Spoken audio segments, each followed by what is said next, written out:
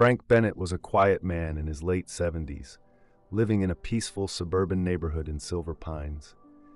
His house, modest but well-kept, stood out with a neatly trimmed lawn and a large American flag mounted on a sturdy pole by the driveway. For Frank, the flag wasn't just a piece of cloth.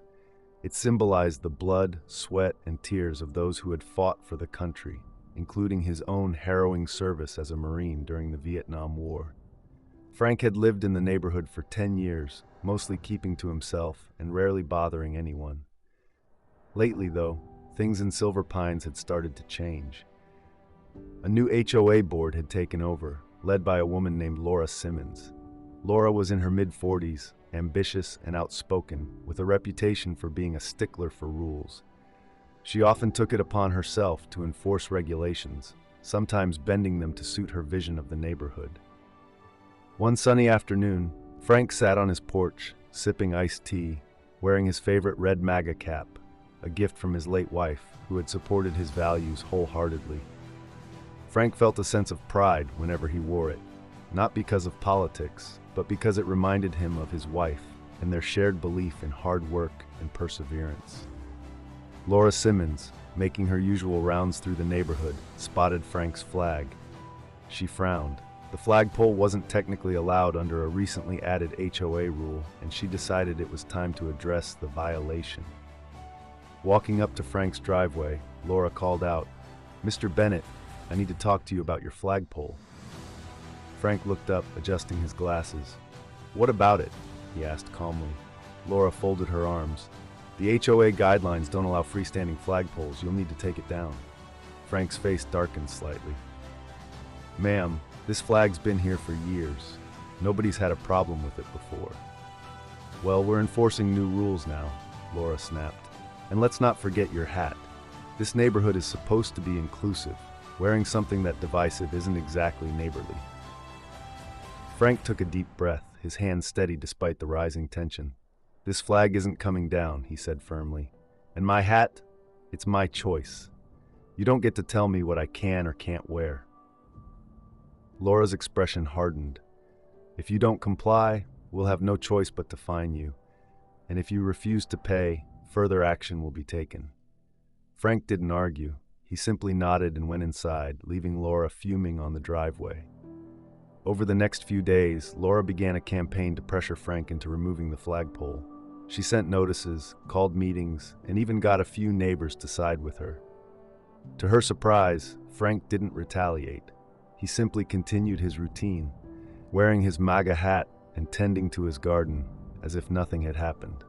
One evening, Laura received an unexpected visitor, her father, Richard. Richard was a retired Navy officer and an old friend of Frank's.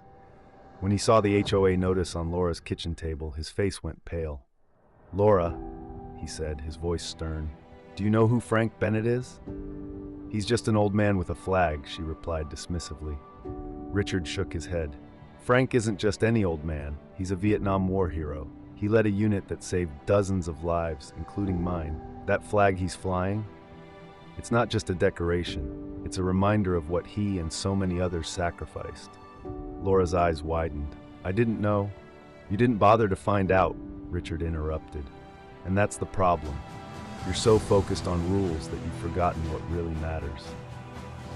The next day, Laura approached Frank's house with a heavy heart. She knocked on the door, but Frank didn't answer.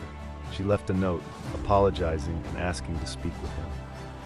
A week passed before Frank finally agreed to meet her. Sitting across from him in his living room, Laura listened as Frank shared stories of his time in Vietnam, stories of loss, courage, and resilience. He spoke of his wife, who had encouraged him to fly the flag as a symbol of hope and unity. By the time Frank finished, Laura was in tears. "I'm so sorry, Mr. Bennett," she said.